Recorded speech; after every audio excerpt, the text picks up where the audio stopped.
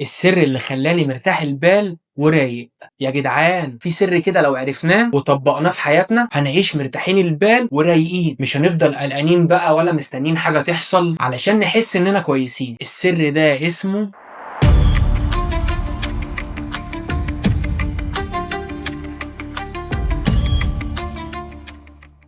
التسليم. يعني ايه تسليم؟ اول حاجة لازم نفهمها ان التسليم مش معناه انك تقعد مكتف ايدك ولا مكسل وما بتعملش اي حاجة في حياتك، ولا انك تقول ان ربنا لو رايد ليا اني انجح هنجح حتى لو ما عملتش اي حاجة، ولا حتى كمان انك تقول انا عملت خطوة بس ما لقيتش نتيجة فمش هكمل وهسلم بقى لنصيبي. لا، انت فاهم غلط. التسليم مش كده. التسليم معناه انك تعمل الحاجة بكل طاقتك وبضمير، تجتهد وتفكر وتطلع افضل ما عندك، تكون قايم بواجبك وبمسؤولياتك على أجمل وجه، ما تأثرش في أي جزء. بعد كده نيجي لمرحلة التسليم، وهي إن بعد ما تخلص كل اللي في إيدك تقول بقلبك ولسانك يا رب أنا عملت كل اللي أقدر عليه وما قصرتش وسعيت بكل الطرق وبسلم أمري ليه. يعني تسلم أمرك لله وتثق إنه هيكمل لك الطريق. يعني ما تفضلش طول الليل والنهار قلقان ومستني الرزق يخبط على بابك علشان تحس إنك مطمن، ولا تقعد تتفرج على الناس وتستنى كلمة شكر منهم علشان تحس انك ناجح او ان ليك قيمة. مثلا مقياس النجاح مش الناس، ولا حتى انك تكون عايش حياتك كلها في انتظار حلم معين وتقول لنفسك لما احقق الحلم ده ساعتها هبقى مبسوط. لا يا صاحبي، السعادة مش بتيجي بلما ولا امتى. السعادة في الرضا، انك تعيش اليوم اللي انت فيه وعارف ان ربنا شايفك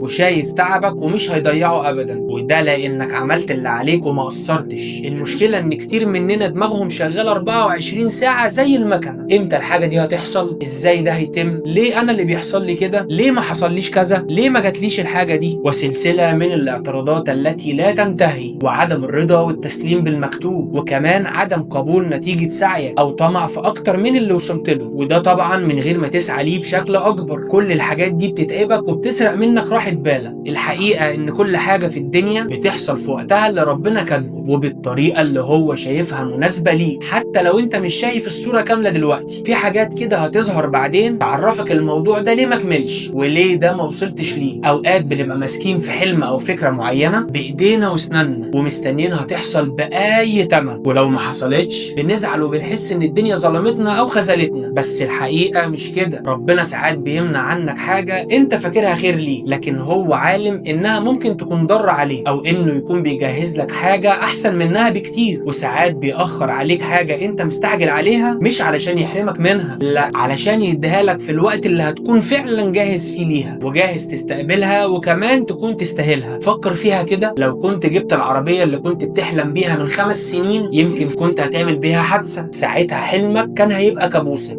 او كنت هتتعب نفسك في مصاريفها وانت مش قادر، وساعتها العربيه اللي كنت فاكر ان هي هتساعدك هتبقى عبء عليك. ربنا بيظبط التوقيت احسن مننا، المهم انك ما تبطلش سعي. فلو عرفت تعيش وانت راضي بجد ومسلم امرك لله من غير ما تتردد هتحس براحه نفسيه عمرك ما تخيلتها. قلبك هيبقى هادي جدا وروحك هتبقى مطمنه حتى لو الظروف اللي حواليك مش مثاليه. تخيل نفسك زي واحد راكب مركب في وسط البحر، الرياح بتهز المركب يمين وشمال بس هو مطمن علشان عارف ان الكابتن هو اللي ماسك الدفه، والكابتن ده شاطر جدا وعارف ازاي هيوديه لبر الامان. ولله المثل الاعلى. تخيل تبقى امورك كلها بايد رب العباد اللي بيعلم الغيب والقادر على كل شيء واللي بايده ممكن اي حاجه تتحقق. الشيخ الشعراوي رحمه الله عليه كان بيقول لا يقلق من كان له اب فكيف بمن كان له رب. وبكده البوكش لخص وخلص. لو حاسس انك استفدت حاجه من الفيديو ده يبقى استناني في الحلقات اللي جايه، لان لسه عندي نصايح تانية كتير قوي هتفرق معاك اكتر واكتر. اشترك في القناه وفعل الجرس وخليك متابع علشان تشوف الحلقه اللي جايه.